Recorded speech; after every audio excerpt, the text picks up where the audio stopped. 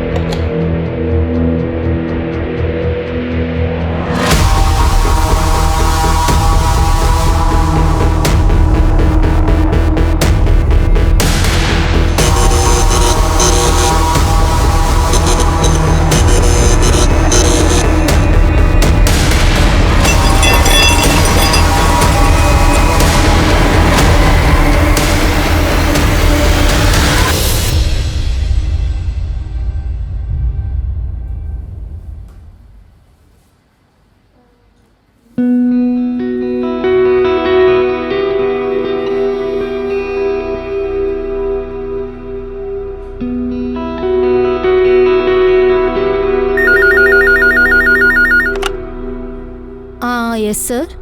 Okay, మీరు లోపలికి వెళ్ళొచ్చు. థ్యాంక్ యూ.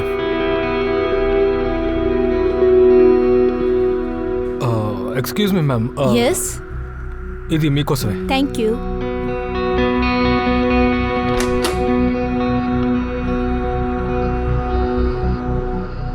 Hello sir. సార్, అది ఈసారి మల్టీవిటమిన్ ప్రిస్క్రిప్షన్కి కావాల్సిన లిస్ట్ ఇంకా రెడీ కాలేదు. హఠాత్తుగా ఏసీకి ఏమైందో తెలియలే. నిన్న బాగానే ఉంది, ఇప్పుడు రిపేర్ అయిపోయింది. కొత్తది కొన్ని ఫిక్స్ చేయొచ్చు సార్, మీరు టెన్షన్ పడకండి. కంపెనీ మీకోసం స్పెషల్ బెనిఫిట్స్ని ఇస్తారని మీకు చెప్పింది. మీరు నాకు కొద్దిగా సహాయం చేయండి. కంపెనీ మిమ్మల్ని బాగా ఆనందంగా పెట్టుకుంటుంది. ఒక్క నిమిషం ఆగండి. సంతోషం కోసం బాధ్యతగా ఉండే ఒక విషయంలో కాంప్రమైజ్ అవ్వడం తప్పు. బాధ్యతని వదిలేసి దానివల్ల వచ్చే ఆ సంతోషం కాసేపు అతిథిలా ఉండి వెళ్ళిపోతుంది. ఆ తర్వాత జీవితాంతం మన దీనికోసం ఏడుస్తూ ఉండాల్సి ఉంటుంది. దీనికి శిక్ష తప్పు చేసిన వాడికి మాత్రమే పడట్లేదు, వాడికి, వాడి చుట్టుపక్కల ఉన్న వాళ్ళకి, వాళ్ళ బంధువులకి, అందరికీ కూడా, వాడిని ఇష్టపడే వాళ్ళకి అందరికీ పడుతుంది. మళ్ళీ మళ్ళీ అదే విషయాన్ని చెప్తున్నావు. నేను చెప్పేది మీరెందుకు వినరు? అదే నేను ఏదైనా చెప్తావా? అసలు నీకేం కావాలి? ఎందుకంటే మీరు ఇలాంటి బిడ్డను కన్నారు? నా వల్ల కావడం లేదు. నువ్వు తనకి అర్థమయ్యేటట్టు చెప్పు. ఇంత కోపం తనకి పనికిరాదు. నేను కోప్పడుతున్నానా? ఇప్పుడు సంతోషమా? ఇప్పుడు చల్లబడిపోయిందండి. ముందు మీ అబ్బాయికి అన్ని చెప్పండి. నేనేం చెప్పినా ఆయన వినడం లేదు. సురేష్, టిఫిన్ అయినా తిని వెళ్ళరా. సురేష్, ఏదో ఒక రోజు వీడిని నడి రోడ్డులో వదిలేస్తాడు వాడు. అప్పుడు తెలుస్తుంది దీనికి.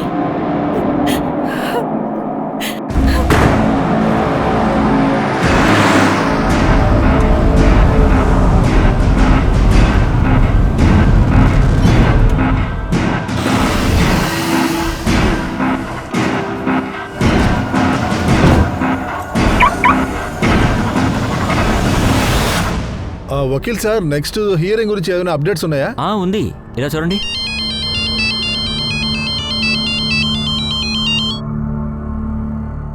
అలాగా, మనం ఆ రెండో పాయింట్ని ప్రజెంట్ చేస్తే బాగుంటుంది. అప్పుడే మన కేసు స్ట్రాంగ్ అవుద్ది, మనం గెలవడానికి ఛాన్సెస్ ఉంటాయి.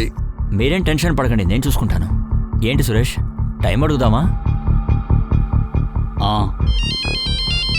నాకేమనిపిస్తుందంటే నెక్స్ట్ డేట్ ఇదే రోజున ఉంటే బాగుంటుంది అనిపిస్తుంది. నేను ట్రై చేస్తాను సార్. అయినా సరే మీరు సార్ టీ సార్. వద్దు, వెళ్ళు.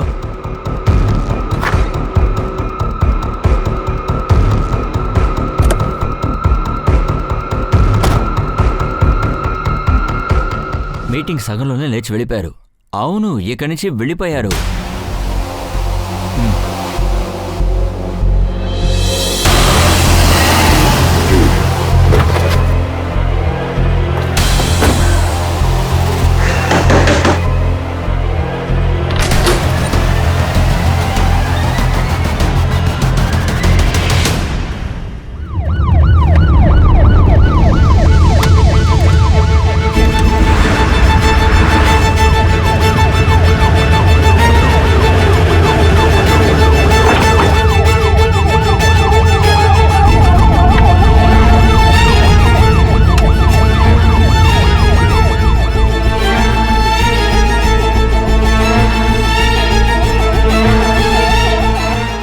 బండి చాలా రోజులు ఇక్కడే ఉన్నట్టుంది.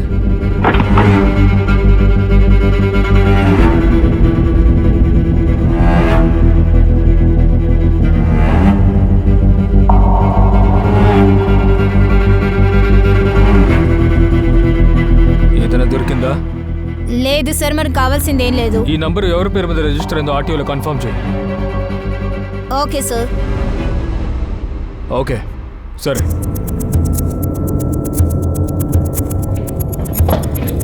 సార్, అడవి దగ్గర మనకు ఆ బండి దొరికింది సార్. ఆ బండి లాయర్ సురేష్ పేరులో ఉంది. అతని ఫోన్ స్విచ్ ఆఫ్లో ఉంది. Any missing complaint? బండి ఏదైనా దొంగతనం అయినట్లు? లేదు సార్. ముందుగా అది ట్రేస్ చేయి. లాయర్ గారి బండి అడవిలో ఏం చేస్తుంది?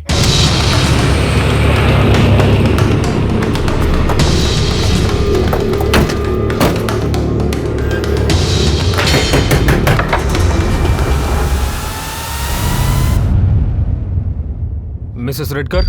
ఓహో, ఆవిడెవరు? తన పేరు నేహ, నా చెల్లెలు కూతురు. ఇక్కడే తను ఉంటుంది. సూర్యశేఖర్ మీ... వాడు మా అబ్బాయే. ఏమైంది? అదే మిమ్మల్ని అడుగుదామని వచ్చాను. సిటీ బయట అతని బండి మాకు దొరికింది. బండి దొరికిందా? వాడు బానే ఉన్నాడుగా? అది తెలుసుకోవడానికి మేము ఇక్కడికి వచ్చాము. వాడు 5 రోజులుగా ఇంటికే రాలేదు. ఫోన్ కూడా అసలు చేయలేదు. నేనేమనుకున్నానంటే పని మీద నాసిక్ వెళ్ళాడు అనుకున్నాను. కొద్ది రోజులుగా మీ అబ్బాయి ఇంటికి రాలేదు, తన ఫోన్ కూడా చేయలేదు. మీరు కూడా తనని వెతకాల్సిన ప్రయత్నం కూడా చేయలేదు. తను మిస్సింగ్ అని మీరు పోలీసులు కంప్లైంట్ కూడా ఇవ్వలేదు కదా.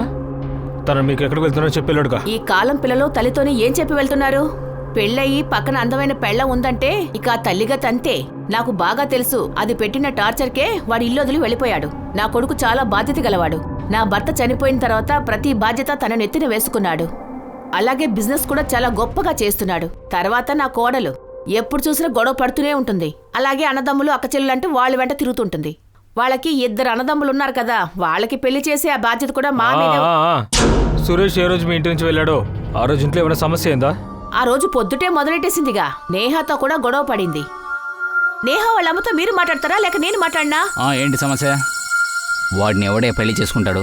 ఎప్పుడు చూసినా టెన్షన్, సరిగ్గా పని కూడా వెళ్ళడు. ప్రతి నెల ఒక కొత్త పనికి వెళ్తాడు. ఏమంటున్నారు మీరు? వాడు నా తమ్ముడు. వాడి టైం బాగాలేక వాడు అలా ఉన్నాడు. నువ్వు నేహ దగ్గర దీని గురించి అడిగావా? నేహతో మాట్లాడి ఏం ప్రయోజనం? తను మన ఇంట్లో మన దగ్గరే కదా చాలా ఉంటుంది. ఆపు. నేహా, వాళ్ళ తమ్ముని నువ్వు పెళ్లి చేసుకునే కంటే చక్కగా చచ్చిపోవచ్చు. రోహిత్ ఉన్నాడే, రోహిత్ దినేష్ కన్నా పెద్దోడు. నేహా, తనకి అర్థమయ్యేలా చెప్పు. పుట్టింట్లో గోళ అక్కడే వదిలేయమను. అత్తగారింట్లో అడుగు పెట్టింది కదా, భర్తని వాళ్ళ కుటుంబాన్ని చూసుకోమను. ఆ తర్వాత ఏమైందో తెలీదు. ఈ విషయంలో వాళ్ళిద్దరికీ చాలా పెద్ద గొడవే అయ్యింది. ఇప్పుడు ఏంటే నీకు కావాలి? ఇప్పుడు ఎలాంటి బిడ్డను కన్నారండి బాబు మీరు? మీ కోడళ్ళు, ఆవిడ పేరేమిటి? నిఖిత. మేము ఆవిడతో కూడా కొద్దిగా మాట్లాడాలి. ఆవిడ ఇంట్లో లేరా? తను 3 రోజులుగా వాళ్ళ అమ్మగారింట్లోనే ఉంటుంది. ఈ 5 రోజుల్లో మీకు రాంచ నుంచి ఫోన్ వచ్చిందా? డబ్బులు అడిగిన కాలా?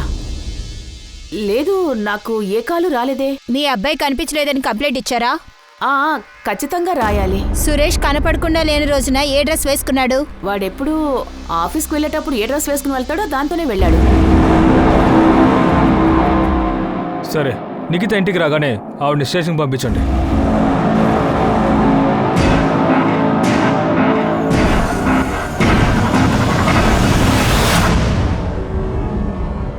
సార్, ఇదే సురేష్ ఫోటో. నాకు అది ఫార్వర్డ్ చేయండి. ఓకే. మీకు సురేష్కు ఎలా పెళ్ళైంది? ఆయన మీకంటే చాలా వయసులో పెద్ద ఆయన ఆయన కదా. చాలా సార్లు ఆఫీస్ పక్క నుంచి వెళ్తుంటే ఆయన చూశారు. తర్వాత పెళ్లి కోసం ప్రపోజ్ చేశారు. వీళ్ళిద్దరూ ఈయన మా అన్నయ్య రోహత్, తనేమో దినేష్. మీ అత్తయ్య గారు చెప్పారు ఎప్పుడు మీ భర్తతో గొడవ పడ్డం వల్ల అతను ఇల్లు వదిలి వెళ్ళిపోయారంట కదా. గొడవ పడింది నిజమే, కానీ ఇల్లు వదిలి వెళ్ళిపోయినంతగా ఏమీ జరగలేదు. ఆయన వచ్చేస్తారు. ఆ తర్వాత సార్, ఏ ఇంట్లో హస్బెండ్ అండ్ వైఫ్ కి గొడవలు లేవు? సార్, సురేష్ వాళ్ళ కజిన్ సిస్టర్ నేహ మా ఇంట్లో మాతో పాటే ఉంటుంది. రోహిత్ అన్నయ్య చాలా మంచివాడు. తను చేసే పనిలో చిన్న చిన్న ఇబ్బందులు. ఇప్పుడు తన టైం బాగాలేదు. వాళ్ళిద్దరికి పెళ్ళైతే సమస్యలన్నీ సర్దుకుంటాయి. తర్వాత దినేష్ అన్నయ్య సురేష్ వాళ్ళ ఫోమ్ లోనే పనిచేస్తున్నాడు. అక్కడ ఏ పని చెప్పినా చక్కగా చేస్తుంటాడు. ఎలాంటి సమస్య రాదు. సురేష్ కి ఏ సహాయం చేయలేదు. నీలాంటి ఒక అమ్మాయి దొరికింది కదా. మీ అత్తగారే చెప్పారు బెడ్రూమ్కి వెళ్ళిన వెంటనే గొడవ పెద్దదైందని. సార్, అది నా పర్సనల్ మ్యాటర్. మీ ఆయన 5 రోజులుగా మిస్సింగ్. ఆ బండి అడవిలో ఉంది. అది మాత్రం పర్సనల్ కాదు కదా, ఒక మిస్సింగ్ పర్సన్ కేస్. మేడం, అలాంటిది ఏమీ జరగలేదు. ఆయన నన్ను ఇంటిని వదిలేసేంత గొడవ ఏం జరగలేదు. ఆయన వచ్చేస్తారు. మీకేమన్నా కాల్ వచ్చిందా? ఐ మీన్ డబ్బు అడిగి కాల్? లేదు, నాకు ఎలాంటి కాలు రాలేదు. కానీ అత్తయ్యకి వచ్చిందో లేదో నాకు తెలియదు. సురేష్ దేనైనా తలుచుకొని టెన్షన్గా ఉన్నారా? వేరే ప్రాబ్లం ఏదైనా ఉందా? అవును సార్, అది అభిజిత్ లాయర్ సార్, అతని బిజినెస్ పార్ట్నర్. అవును, మీటింగ్ సగంలో లేచి వెళ్ళిపోయారు. అవును, లేచి వెళ్ళిపోయారు. సరే, ఓకే, మీరందరూ వెళ్ళిపోవచ్చు. ఇది మిస్సింగ్ కంప్లైంట్గా తీసుకొని మా పని మేము చేస్తుంటాం. Okay sir. హఠాత్తుగా ఆయన కనపడకుండా పోయి 5 రోజులు అవుతుంది. ఇంట్లో ఉన్న ఆడవాళ్ళు దాన్ని పట్టించుకోలేదా? సార్, ఫారెన్సిక్ రిపోర్ట్ ప్రకారం చూస్తే బండిలో రక్తం మరకలు అవి ఇవి అసలేం లేవు. బండి డ్యామేజ్ అనేందుకు కారణం కూడా ఏమీ అర్థం కావడం లేదు. బండిని చాలా రిలాక్స్డ్గా ప్లేస్కి వెళ్ళి పార్క్ చేశారు.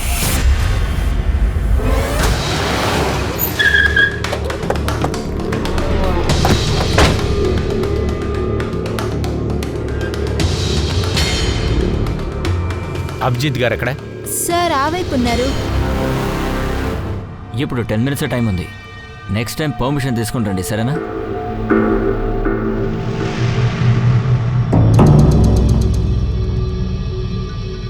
సురేష్ ఎక్కడికి వెళ్ళాడో తెలీదండి. మీరు ఆయన్ని కనిపెడటానికి ప్రయత్నించలేదా? కొద్ది రోజులుగా అతని బిహేవియర్ వేరేలా ఉంది సార్. వాడిని ప్రశ్న అడగడమే మానేశాను సార్. మాకు ఆయన బండి అడవిలో దొరికింది, అంతే. దాదాపుగా ఆయన 5 రోజుల నుంచి కనపడతలేదు. వాళ్ళ అమ్మకి భార్యకి ఏ ఫోను రాలేదు, ఏ మెసేజీ రాలేదు. వాళ్ళు కూడా ఆయన కనపడతలేదని ఎక్కడా విచారించలేదు. మీరు కూడా ప్రయత్నించకుండా ఉన్నారు. అయితే మీరు ప్రయత్నించకండి. ఎవరు కంప్లైంట్ ఇవ్వకపోతే ఏ బాధ లేదు కదా. సురేష్ వాళ్ళమ్మ ఆయన్ని కనిపెట్టమని చెప్పి కంప్లైంట్ చేశారు. మేమేం పని చేయాలనేది మీరు చెప్పొద్దు. తర్వాత ఏ పని మీరు చేయాలో మేము చెప్పాల్సి వస్తుంది.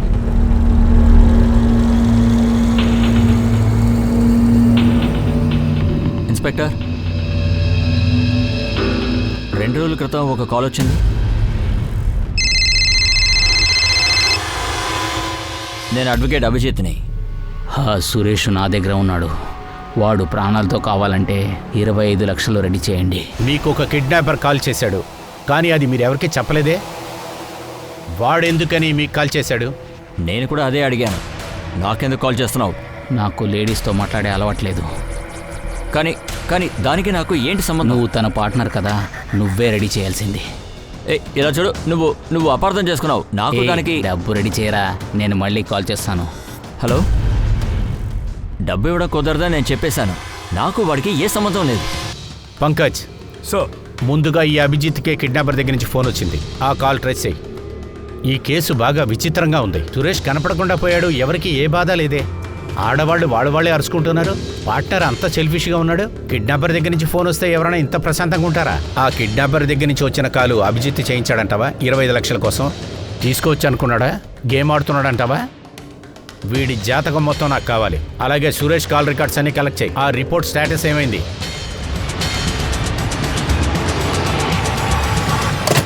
బంధం. ఒకరి కోసం ఒకరు ప్రాణాలిచ్చి కాపాడాల్సింది పోయి ప్రాణాలు తీయడానికి సిద్ధమయ్యారు. సురేష్ బంధం చాలా వ్యత్యాసంగా ఉంది. అతని తల్లి, అతని భార్య తన పొగరు ప్రవర్తన వల్ల వీడు కనిపించకుండా పోయినా సరే వీడి గురించి ఎవరు పట్టించుకోలేదు. ఇతని కోసం ఎవరు వెతకడానికి ప్రయత్నించలేదంటే ఒకసారి ఆలోచించండి. వాడి పార్ట్నర్ కూడా అదేగా చేశాడు. కానీ ఎందుకలా? సురేష్ వీళ్ళ ఎవరికీ అవసరం లేడా? లేదా సురేషే వీళ్ళందరినీ ద్వేషించి దూరం అయ్యాడా? ఒకవేళ వద్దని నిర్ణయించుకున్నాడా, లేదా అతనే ఎక్కడికైనా?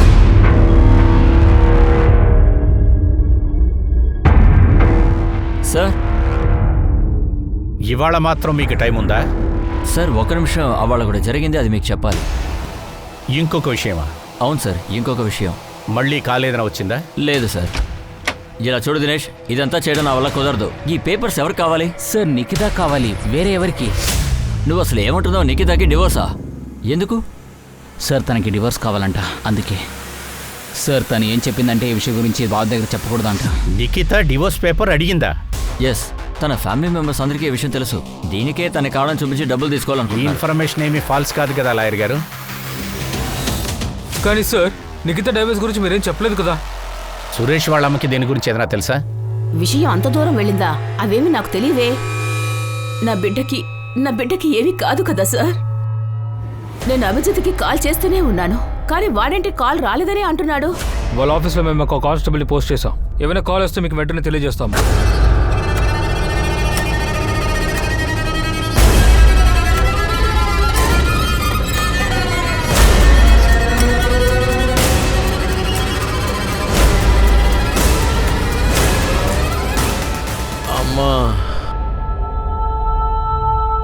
అమ్మా.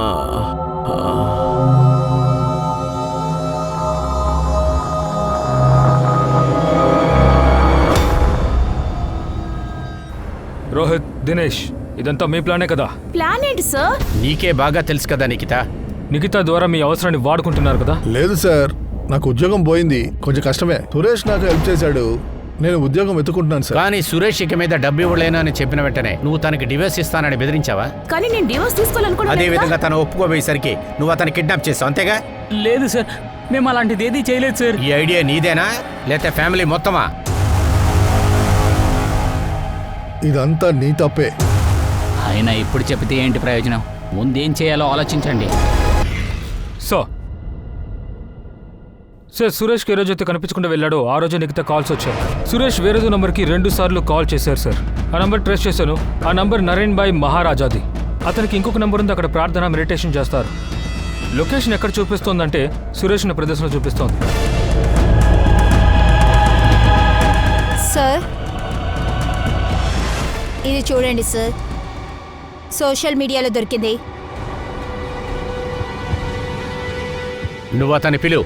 చెప్పాను, ఈరోజు అవుట్ ఆఫ్ టౌన్ అంట, రేపు వస్తారు. ఏమనుకుంటున్నాడు వీడు?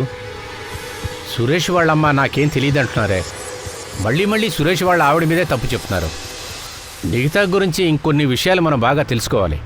తర్వాత అభిజిత్, ఫస్ట్ నుంచి కూడా వాడు ఏదో డిఫరెంట్గానే కనపడుతున్నాడు. పంకజ్, నువ్వు ఆ బాబా గురించి విచారించు. దీపా, నువ్వు నేను వెళ్ళి ఆ నిఖితాతో మాట్లాడదాం. నేహా, ఇప్పటి వరకు అసలు ఎంత వచ్చింది? మొత్తం కలిపి 8-9 లక్షలు ఉంటుంది.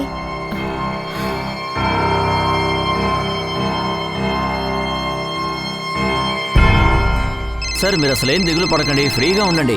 తర్వాత డేట్లోపు కేసుని ముగిద్దాంలేండి. ఒక నిమిషం. హలో. హలో అభిజిత్, నేనే సురేష్ వాళ్ళ అమ్మను మాట్లాడుతున్నాను. చెప్పండి, ఏంటి ఉన్నటువంటి కాల్ చేశారు? మళ్ళీ నీకెవరైనా కాల్ చేశారా నాన్న? అంటే అది కిడ్నాపర్స్ ఎవరైనా? లేదమ్మా, ఇప్పటివరకు కాల్ రాలేదు. కాల్ వచ్చుంటే నేనే మీకు చెప్పుండేవాడిని కదమ్మా. నేను కూడా కాల్ కోసం వెయిట్ చేస్తున్నాను. నేను ఇప్పుడు ఇక్కడ ఒక మీటింగ్లో ఉన్నాను, తర్వాత కాల్ చేస్తాను. అభిజిత్, నేను ఇంకొక విషయం కూడా మాట్లాడాలి. అదేంటంటే డబ్బు రెడీ చేయమని చెప్పాను కదా, డబ్బు రెడీ అయిందా? ఇలా చూడమ్మా, డబ్బు మనకు అవసరమైనప్పుడు వచ్చి మన దగ్గర ఉండదు. నేను కూడా అరేంజ్ చేయడానికి ప్రయత్నిస్తున్నాను, మీరు అపార్థం చేసుకోకండి. సురేష్ పార్ట్నర్ పేరుతో ఆఫీస్లో ఊరికే కూర్చునేవాడు. మీటింగ్స్, కోర్ట్ కేసు అన్ని నేనే చూసుకుంటున్నాను. బిజినెస్లో డబ్బులు పెద్దగా రావట్లేదు. నా వల్ల వీలైనంత ఇస్తాను, మీరు నన్నే నమ్ముకోకండి.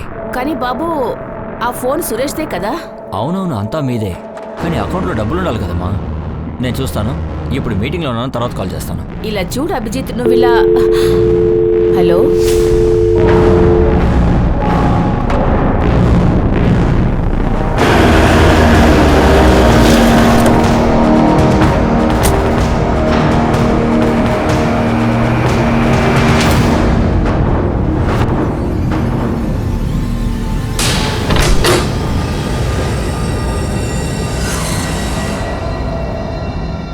మహారాజ్. నారాయణ సార్, ఇతను సురేష్ ఎట్కర్, 5 రోజులుగా మిస్సింగ్. ఇతను మీకు తెలుసా? అవును, ఇతను నాకు బాగా తెలుసు. రెగ్యులర్గా వచ్చి వెళ్తూనే ఉంటాడు. కొద్ది రోజుల ముందు కూడా వచ్చి వెళ్ళాడు. ఇక్కడికి వచ్చి ఏం చేస్తారు? చాలా టెన్షన్గా ఉంటాడు. జీవితం నాశనం అయిపోయింది అనుకుంటాడు. మైండ్ఫుల్గా కన్ఫ్యూషన్స్, ఎప్పుడు చిరాగ్గా ఉంటాడు. ఎందుకు? అంతగా ఏమైంది? అతను ఒక సమస్యకి పరిష్కారం వెతుకుతూ ఉన్నాడు. మళ్ళీ అడుగుతూ ఉండేవాడు, ఒక బంధుత్వాన్ని మెయింటైన్ చేయాలంటే ఒక పాపం జరిగిందంటే ఎలాగా అని. ఏంటి? ఆయన బుర్రలో ఏముందో నాకెలా తెలుస్తుంది చెప్పండి. మీకు నరేన్ భాయ్ మహారాజా తెలుసా? లేదండి. మీ భర్త అస్తమని మిమ్మల్ని కొడుతూ ఉంటారంట. రిలేషన్షిప్ మెయింటైన్ చేయడం కోసం తప్పుగా ఏమైనా చేస్తే అందువల్ల పాపం ఏర్పడుతుందని అడిగారు. అందుకేంటి అర్థం? మీకు అర్థం అవుతుందా? నాకు తెలీదు. మీ కుటుంబంతో రిలేషన్షిప్ పెట్టుకోవడానికి అతను ఎంతో ప్రయత్నించాడు. ఎందుకు? దీనికోసం నీకు తెలుసుంటుంది కదా. మా మధ్య అలాంటిదేమీ లేదు. మేం కొన్ని రోజులు ఒకటిగా ఉన్నాం అంతే. కానీ దీన్ని చూస్తే అలా అనిపించట్లేదే. పాత ప్రియుడు మళ్ళీ వచ్చాడు, సురేష్ మధ్యలో ఇరుక్కున్నాడు. అందువల్ల మీ దారిలోంచి అతను పంపించాలని అందరూ ప్లాన్ చేశారు కదా. మీరు అసలు ఏమంటున్నారు సార్? మా మధ్య అలాంటిదేమీ లేదు. నాకు సురేష్కి మధ్య రిలేషన్షిప్ చాలా బాగానే ఉండేది. అలాగే నువ్వు డివోర్స్ కూడా అప్లై చేసావు కదా. అలా చెప్పి నేను ఆయన్ని భయపెట్టాను అంతే. ఎందుకని? అంటే ఆయన నా మాట వినాలని. నీకు నిఖితాకి అఫైర్ ఉంది కదూ? పెళ్లి తర్వాత కొన్ని రోజులుగా మళ్ళీ ప్రారంభించావా? నువ్వేమనుకున్నావు? ఇదంతా సరిచేయడానికి ఒకటే ఒక దారుంది. సురేష్ని మీ అడ్డం లేకుండా చేయాలని. ముందు ఎవిడెన్స్ తీసుకోండి సార్, ఆ తర్వాత నేను మీకు సమాధానం చెప్తాను. కోర్టు బయట కాదు, కోర్టు లోపల సమాధానం చెప్తాను. నేను నిఖితాని మీట్ అవుతాను, కానీ నాకు ఇంతకు ముందే పెళ్ళైంది sir. My wife is beautiful than Nikhita. ఇలా చూడు అభిజిత్, ఈ ఒక్కసారి ఈ పని నాకు చేసి పెట్టు. ఇంకెప్పుడు నేనేమీ అడగను. ఇలా చూడు, ఈ ఫర్మ్లో గోల్మాల్ పనులు చేయలేం. అండ్ వన్ మోర్ థింగ్, ఈ ఫర్మ్ మీ హస్బెండ్ పేరు మీద నడుస్తోంది, నా పేరు మీద కాదు. అభిజిత్, నా కోసం ఇది కూడా నువ్వు చేసి పెట్టవా? తను ఆ పని చేసి పెడతానని చెప్పాడు. కానీ ఎప్పుడు? నీకెందుకు అంత తొందర? ఒక పనేగా చెప్పింది, ఎన్నాళ్ళయింది? ఒక వారం ఆపు, నేను దిగాలి.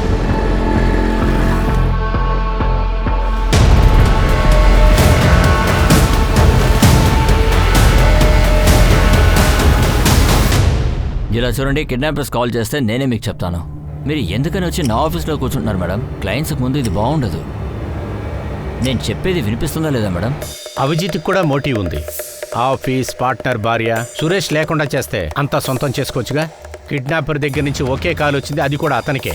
ఏ నెంబర్ నుంచి కాల్ వచ్చిందో అందులో ఎలాంటి ఇన్ఫర్మేషన్ లేదు. సార్, ఎక్కడ కార్ దొరికిందో, ఎక్కడ ఫోన్ స్విచ్ ఆఫ్ అయిందో అది అలక్ నగర్లో ఉంది. పక్కనున్న సీసీటీవీ ఫుటేజ్ చెక్ చేశాను. ఒక పెట్రోల్ బంకు, ఒక బస్ స్టాప్ మధ్య దారిలోనే ఇది చూశాను. ఎవరితను? సార్, ఇతను సురేష్ బండిలో ఉన్నాడు. సార్, ఇతను వచ్చిన కాసేపు తర్వాతే సురేష్ ఫోన్ స్విచ్ ఆఫ్ అయింది. వీడి ఫోటోని సర్క్యులేట్ చేయండి. ఆ ఏరియాలో వీడి గురించి విచారించు. అలాగే ఓకే సార్. సార్.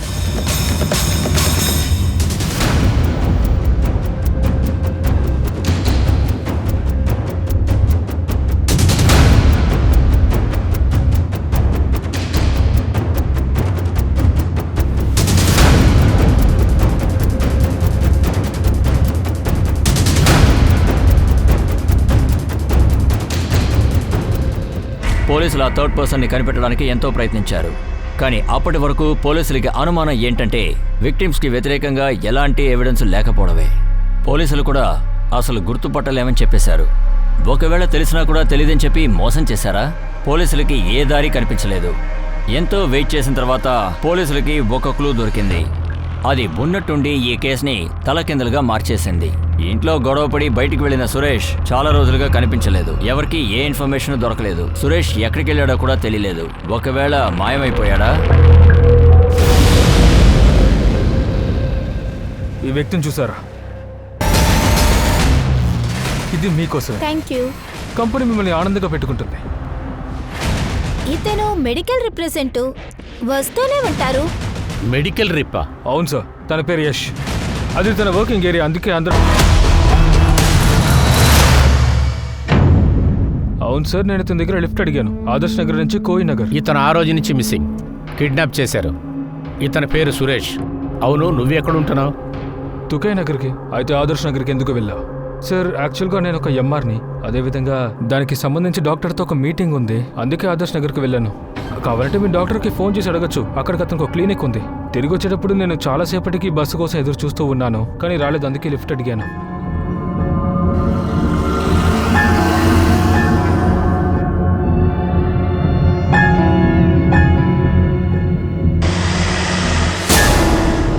తుకే నగర్ రాగానే నేను బండి నుంచి దిగిపోయాను సార్. బండిలో ఎక్కినప్పుడు ఏమైనా మాట్లాడుతున్నారా? ఏమైనా మీరు నోటీస్ చేశారా? సురేష్ని ఎవరైనా అడిగారా? అతను తర్వాత ఎక్కడికైనా వెళ్తారని అడిగారా? సార్, నేను అతనితో ఏం మాట్లాడలేదు. అతను పూర్తిగా సైలెంట్గా ఉన్నాడు. పోలీసులు ఈ కేసులో పూర్తిగా డెడ్ ఎండ్కి వచ్చేశారు.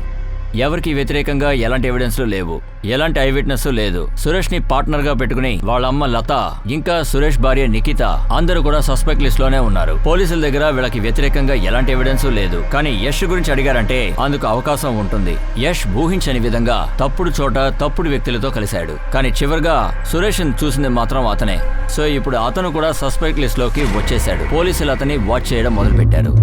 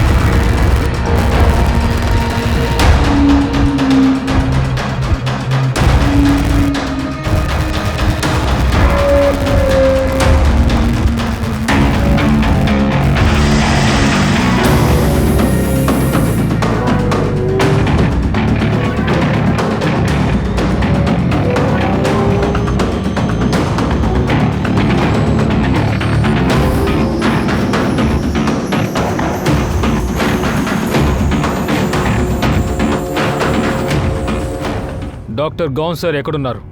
ఏమైంది సార్? ఏదైనా ప్రాబ్లమా? హోటల్ ఎగ్జిక్యూటివ్ అపర్ణ గురించి మేము కాస్త విచారించాలి. సార్ అదంతా దుర్గేష్ అరేంజ్ చేశాడు సార్.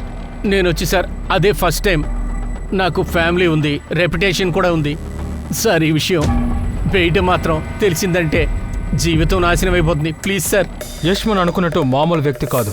మెడిసిన్ అమ్మడం కోసం డాక్టర్కి చాలా ట్రీట్ ఇచ్చాడు, అమ్మాయిల్ని సప్లై చేశాడు. ఈసారి కంపెనీ మీకోసం చాలా స్పెషల్ విషయాలు కేటాయించింది.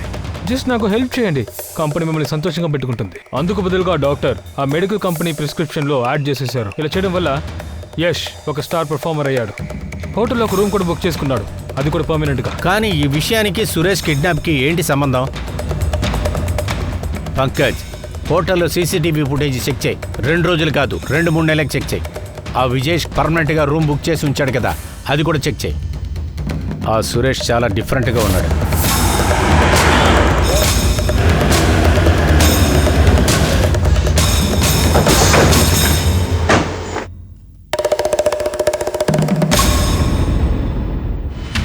ఇతను ఇక్కడికి వస్తాడా? అవును సార్. అతను ఏ రూమ్లో ఉంటున్నాడో ఆ తాళం ఇవ్వండి. Okay sir.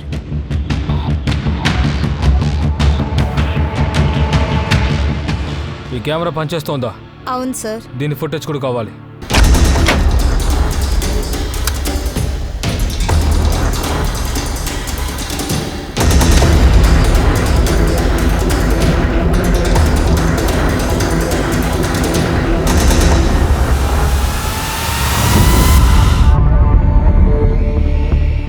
సార్, యష్ ఎప్పుడు ఒకే అమ్మాయిని క్లయింట్లకు పంపిస్తూ ఉంటాడు. తన పేరు మాయా.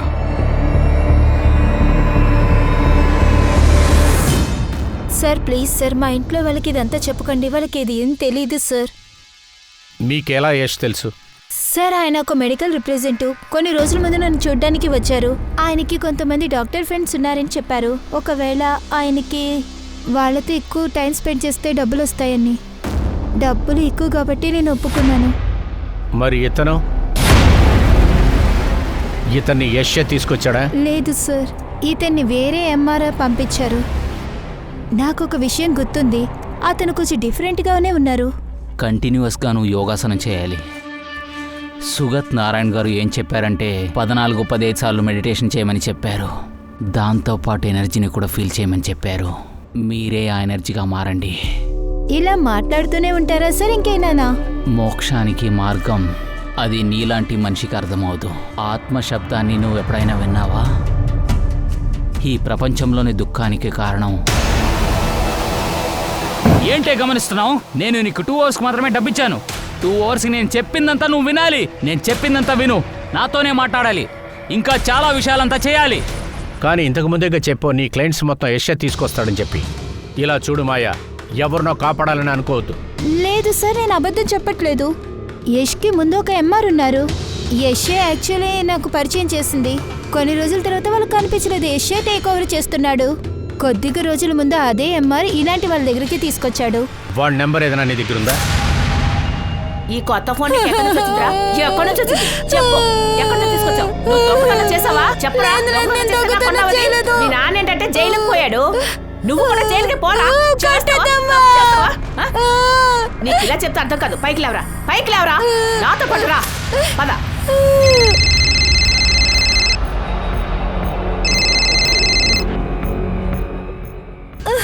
వెళ్ళరా, వెళ్ళు. చెప్పు చెప్పు. వాడిని కొట్టదు సార్. ఈ మొబైల్ వీడిని అడగండి సార్, ఎక్కడి నుంచి తీసుకొచ్చాడో. ఎంత బలుపు కాకపోతే ఎక్కడి నుంచి తీసుకొచ్చాడో అడగండి సార్. కష్టపడి పోషిస్తుంటే వీడికి అన్ని వాళ్ళ నాన్న బుద్ధులే వచ్చాయి సార్. ఇలా చూడు బాబు, నీ పేరేంటి? ఆయుష్. సరే ఒక విషయం చెప్పు, ఈ మొబైల్ ని ఎక్కడి నుంచి తీసుకొచ్చావు? దొంగతనం చేసావా? సార్ నేను దొంగలించలేదు, నేను నిజమే చెప్తున్నాను. ఇది నా డబ్బులతో కొనుక్కున్నాను. సరే ఇప్పుడు నీ దగ్గర అంత డబ్బు ఎక్కడి నుంచి వచ్చింది? సరే దీనికి ఒక వ్యక్తి ఉంటాడు, అతను ఎక్కువ పెట్రోల్ కొనుక్కుందామంటాడు. దానికి బదులుగా నాకు డబ్బులు ఇస్తాడు సార్. 2 లీటర్ పెట్రోల్కి 1000 రూపాయలు ఇస్తాడు సార్. ఆ పెట్రోల్తో కొన్ని వస్తువుల్ని కాల్ చేస్తాడు సార్. మన కాలనీ పక్కన ఒక శ్మశానం ఉందిగా, అక్కడే సార్ అన్ని తగిలిట్టేస్తాడు. పోయిన 2 వారాలు ఎక్కువ డబ్బులు ఇచ్చాడు సార్. ఆ డబ్బులతోనే మొబైల్ కొన్నాను సార్. ఆ ప్లేస్ నువ్వు చూపించగలవా?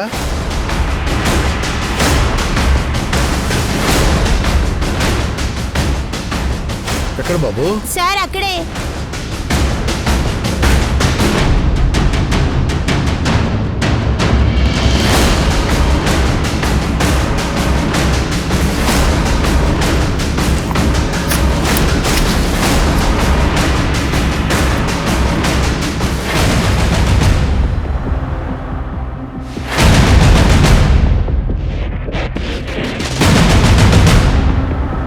గైక్వాడ్, ఫోరెన్సిక్ టీమ్కి కాల్ చేయి.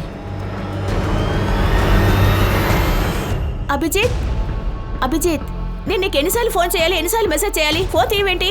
నువ్వు చెప్పినట్టు జరగదు. నన్ను ఇందులో ఇరికించకు ప్లీజ్. ఇప్పుడు సమస్య ఏంటి? ఎందుకంటే నాకు ఇదంతా చేయడం అసలు ఇష్టం లేదు. ఓకే అని చెప్పా కదా, సడన్ గా ఏంటి నా మార్పు? మనసే బాలేదు. ఇలాంటి పనులు చేయడం నాకు ఇష్టం లేదు. వదిలే. వెళ్ళు వెళ్ళు, ముందు వెళ్ళు, జరుగు. అభిజిత్ నేను చెప్పేది విను. నేనేం వినదలుచుకోలేదు. అభిజిత్ అభిజిత్ అతను చూడ్డానికి ఎలా ఉంటాడు బాబు? నువ్వు చెప్పగలవా? నువ్వు ఎన్నిసార్లు చూసుంటావు వాడిని? 12 సార్లు చూశాను. ఆయుష్, వాడి బొమ్మ గీయడానికి నువ్వు హెల్ప్ చేసి తీరాలి.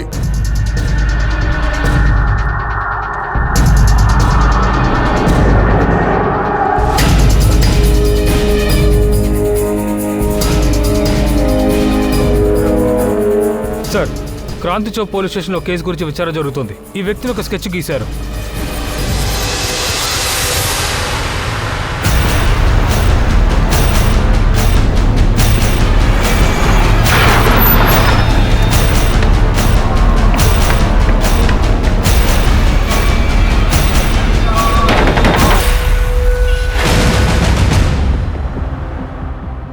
కేవలం మీకు మాత్రం స్పెషల్ బెనిఫిట్స్ లభిస్తాయి. మీరు నాకు హెల్ప్ చేస్తే చాలు, కంపెనీ సంతోషంగా పెట్టుకుంటుంది. సార్, యాక్చువల్గా నేను ఒక ఎంఆర్ని. సార్, ఎక్కడ తీసుకెళ్తున్నారు సార్ నన్ను? సార్ ప్లీజ్ సార్, నన్ను వదలండి సార్. అరే సార్ సార్ సార్ అలాంటిదే లేదు sir. Sir sir sir sir sir sir sir sir నేను చెప్తాను సార్. సార్, నా బాబాయ్ దగ్గర ఒక ల్యాండ్ ఉంది. నా కజిన్ బ్రదర్ యూరోప్లో ఉన్నాడు. ఇంకా తన చెల్లెలు ఢిల్లీలో పనిచేస్తోంది. ఆ ఆస్తిని అమ్మితే చాలు నేను సెటిల్ అయిపోతాను. కానీ ఆ లాయర్ ఒప్పుకోవడం లేదు. ఎందుకంటే ఆ డాక్యుమెంట్లో అందరి పేర్లు తీసేసి నా పేరును మాత్రం పెట్టడానికి డబ్బులు చాలా ఎక్కువ అడుగుతున్నాడు. ఈ పని నేను పూర్తి చేసి పెడతాను. నాకు 10% కావాలి. Okay done. కానీ ఇలాంటి గోల్మాల్ పనిని మేనేజ్ చేయడానికి మనకు ఒక మంచి లాయర్ కావాలి. ఎందుకంటే ఈ ఆస్తి పేపర్స్లో ఇలా మార్చి రాయడం ఆసామస్యమైన విషయం కాదు. ఎవరినైనా కిడ్నాప్ చేద్దాం. సురేష్ ఆఫీస్లో లేనప్పుడు వాడి పార్ట్నర్తో చెప్పి పేపర్ రెడీ చేద్దాం. కిడ్నాప్ చేయడానికి ఎక్కువ డబ్బులు కావాలిగా. ఆ తర్వాత మేము కిడ్నాపింగ్కి ప్లాన్ చేస్తాం సార్.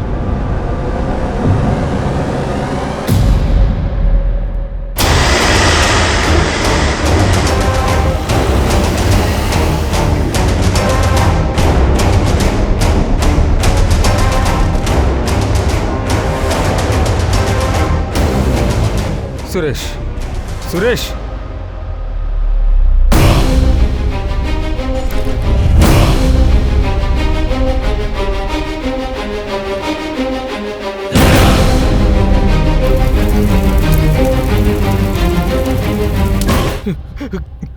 సార్ ఇదంతా నేనే ఒంటరిగా చేయలేదు. వేరే ఎవర్రా? ఇదంతా తన ప్లాన్ సార్.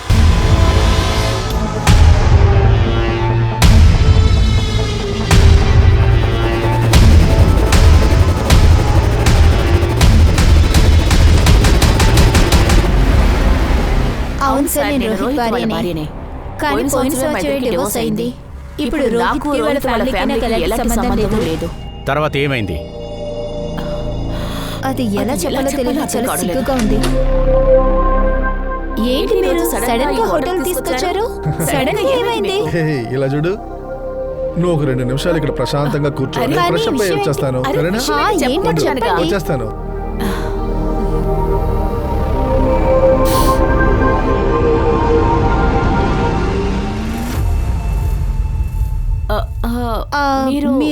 మీరెవరు? అరే, మీరెందుకు అలా సిగ్గుపడుతున్నారు? ఇలా చూడు, నా దగ్గరికి రావద్దు. అరే, ఎందుకు మీరు ఇలా టెన్షన్ అవుతున్నారు? రోహిత్, రోహిత్, రోహిత్, చూడుతూ నువ్వు చెప్పలేదా? నా టైం ఎందుకు వేస్ట్ చేస్తున్నారు? ఒక 2 నిమిషాలు టైం ఇవ్వండి, నేను అర్థమయ్యేలా చెప్తాను. చూడు శిల్ప, నేను చెప్పింది విను. ఆయన ఒక పెద్ద డాక్టర్. మనం అడిగింది చేస్తాడు. నువ్వు కాసేపు అడ్జస్ట్ చేసుకుంటే బాగుంటుంది.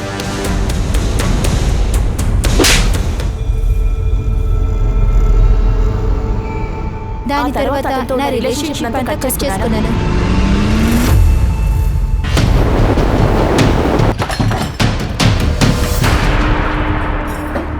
సార్ రారా, సార్ అరే, మా అన్నయ్యని ఎందుకు మామయ్య తీసుకెళ్తున్నారు మీరు సార్? పదరా. సార్, చెప్పు. సార్, సార్, సార్, సార్, నేను చెప్తాను సార్. నేను రోహిత్ ఇద్దరం ఒకే కంపెనీలో మెడికల్ ట్రిప్గా ఉన్నాం. ఒక టార్గెట్ని మనం అచీవ్ చేస్తే ఇంకో టార్గెట్ చేజారిపోతుంది. వీళ్ళ నాటకానికి ఒక హద్దే లేదా? నిజం చెప్తున్నాను రా, ఈ టెన్షన్లో బ్రతకలేకపోతున్నాను. జాబ్ వల్ల టెన్షనేరా, జాబ్ లేకపోయినా టెన్షనేరా. నా దగ్గర అస్సలు డబ్బే లేదు. నిఖిత వాళ్ళ అత్తగారింట్లో డబ్బు వస్తుంది, దాంతోనే నేను నెలంతా గడుపుతున్నాను. కానీ సురేష్ వాళ్ళ అమ్మ చాలా పొగరుగా ఉన్నారా. అంతకు మించి డివోర్స్ ఇచ్చే నా పెళ్ళానికి నేను డబ్బు ఇవ్వాల్సి ఉంది. ఎలా బతుకుతానో అర్థం కావట్లేదు. డబ్బు బోల్డంత కావాలరా, ఎలా రెడీ చేయాలో అర్థం నీ కావట్లేదు. భార్య నీ దగ్గర డివోర్స్ అడిగింది కదా. సురేష్ వాళ్ళ నాన్న డివోర్స్ దొరకడానికి మీ ఆవిడకి హెల్ప్ చేశాడు. అది నీ మనసులోనే ఉండిపోయింది. అవకాశం వెతుకుతూ ఉన్నావు. ఆ ఒక్క కారణం కోసమే నువ్వు సురేష్ని కిడ్నాప్ చేశావు. సార్, మేమిద్దరం పెద్ద ప్రాబ్లంలో ఇరుక్కున్నాం. మాకు డబ్బు అవసరమైంది. నా ఉద్యోగం పోయింది సార్. నా రికార్డ్ డ్యామేజ్ అయినందువల్ల నాకు పని దొరకలేదు. తర్వాత నేను యశ్ ఎలా డబ్బు సంపాదించాలని ఆలోచించాము. నా బాబాయ్కి ఒక ఆస్తి ఉంది. కజిన్ బ్రదర్ యూరోప్లో ఉన్నాడు, ఇంకా చెల్లేమో ఢిల్లీలో పనిచేస్తోంది. అయితే ఆ ఆస్తి నా పేరు మీదకి మారిపోతే సెటిల్ అయిపోతాను రా. కానీ ఆ లాయర్ ఒప్పుకోవడం లేదు. ఏ ఆ డాక్యుమెంట్లో ఉన్న వాళ్ళ పేర్లందరినీ మార్చి నా పేరుకు మార్చడానికి ఆ లాయర్ ఎక్కువ డబ్బులు అడుగుతున్నాడు. నా దగ్గర అంటే డబ్బులు కూడా లేవు. నీ పని నేను ఫినిష్ చేస్తా, కానీ నాకు 10% కావాలి. అమెజనేగా, ఓకే డన్. కానీ ఇలాంటి పనులు చేయడానికి మనకు ఒక మంచి లాయర్ కావాలి రోయ్. ఈ ఆస్తి పేపర్లో పేర్లు మార్చడం అంత ఆసమస్యమైన విషయం కాదు, అర్థమైందా? నేను త్వరగానే ఏదో ఒకటి చేస్తాను రా. ఈ డాక్యుమెంట్ మాత్రం రెడీ అయితే చాలరా. ఈ పని మాత్రం ముగిస్తే మన జీవితాంతం అసలు పనే చేయనక్కర్లేదు. సార్, నాకు బాగా తెలుసు సురేష్ మంచి వకీలని. ఆయన ఖచ్చితంగా నాకు హెల్ప్ చేస్తాడని అనుకున్నాను. రోహిత్ ఇది ఫ్రాడు. నేను ఎప్పుడు ఇలాంటి పని చేయను. అరే, ఇంకొకరిని ప్రాపర్టీని దొంగతనం చేస్తావా? నువ్వు ఇలా చేసే తప్పు కదా. నువ్వు ఇలా చేసింది నిఖిత దగ్గర చెప్తే ఏం చెప్తుంది తెలుసా? అలా కాదు సార్. హలో హలో,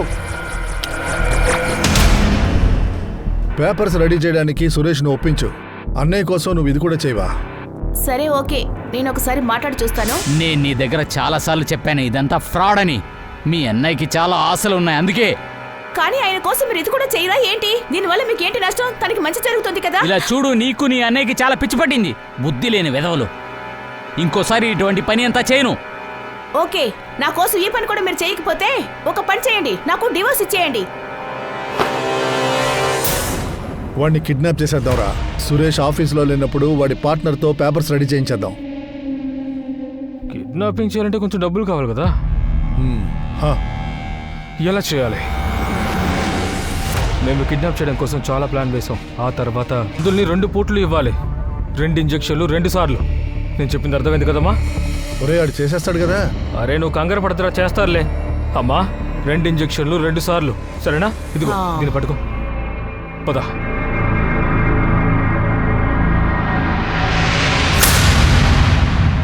నిఖిత, ఆ? సురేష్ లేడు కదా, నువ్వు అభిజిత్తో మాట్లాడు.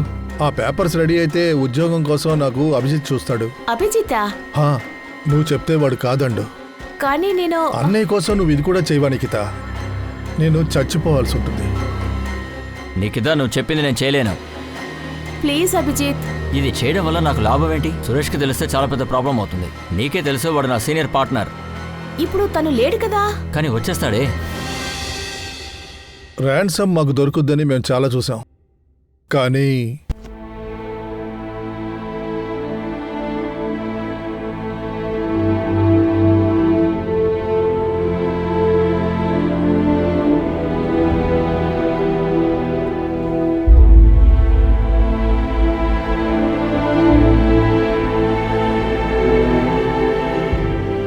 మెడికల్ ప్రొఫెషన్ లో డార్క్ సైడ్ ఈ కేసు గురించి మాట్లాడుతున్నప్పుడు బయటపడింది. మెడికల్ రిప్రజెంటేటివ్స్ అంటే ఎంఆర్, వీళ్ళ నుంచి డాక్టర్స్ వరకు అందరికీ వాటా ఉంది. రోహిత్ తన చెల్లెలతో కలిసి మూఢనమ్మకంతో ఉన్నాడు. అలాగే ఆ యష్ ఇంకా ఆ డాక్టర్ కూడా. వీళ్ళనే నమ్ముకుని వచ్చిన ఆ పేషెంట్స్ అందరినీ వీళ్ళు దారుణంగా మోసం చేశారు. ఈ కథ ఒక నేరాన్ని బేస్ చేసుకుంది కాదు. బంధువుల్లో గుడ్డిగా నమ్మితే ఏమవుతుందో ఇప్పుడు మనకి అర్థమైంది. ప్రతి బిజినెస్ లోనూ మంచోళ్ళు చెడ్డోళ్ళు ఉంటారు. మెడికల్ ప్రొఫెషన్ లో కూడా సరిగ్గా అంతే. కానీ ఈ ప్రొఫెషన్ వల్ల చాలా మందికి పెద్ద ప్రమాదమే ఏర్పడింది. ఒక మంచి ప్రొఫెషన్ పేరు పాడైపోయింది. మనం ముఖ్యంగా మెడికల్ ప్రిస్క్రిప్షన్ ఇంకా మెడికల్ టెస్ట్ లో జాగ్రత్తగా ఉండడం మంచిది. మీకు ఒక అనుమానం కూడా రావచ్చు, డాక్టర్స్ అందరూ కూడా మాత్రలను ప్రిస్క్రైబ్ చేస్తున్నారు కదా అవన్నీ మనం తప్పకుండా ఫాలో అవ్వాలా లేదా వద్దా? కానీ అందుకని మనం అందరినీ అనుమానిస్తూ ఉండలేం కదా. కానీ మనం ఎప్పుడూ కూడా గుడ్డిగా ఎవరిని నమ్మకూడదు, అంతే. మనం అలర్ట్గా జాగ్రత్తగా ఉంటే గనక ఈ మెడికల్ ఫీల్డ్ కన్నా మంచి ఫీల్డ్ లేదని అనుమానాలన్నింటినీ కూడా మనం క్లియర్ చేయగలుగుతాం. నేను మీ అనూప్ సోని ఈ ప్రస్తుతానికి సెలవు తీసుకుంటున్నాను. తర్వాత ఎపిసోడ్లో నేను మిమ్మల్ని మళ్ళీ కలుస్తాను. అప్పటి వరకు వేచి ఉండండి. ఆ కేసు కూడా ఆసక్తికరంగానే ఉంటుంది. గుర్తుంచుకోండి, నేరానికి మనకి ఉన్న దూరం ఒక దారం అంతే. అలర్ట్గా ఉండడం మనకే మంచిది. జాగ్రత్తగా ఉండండి, సురక్షితంగా ఉండండి. జై హింద్.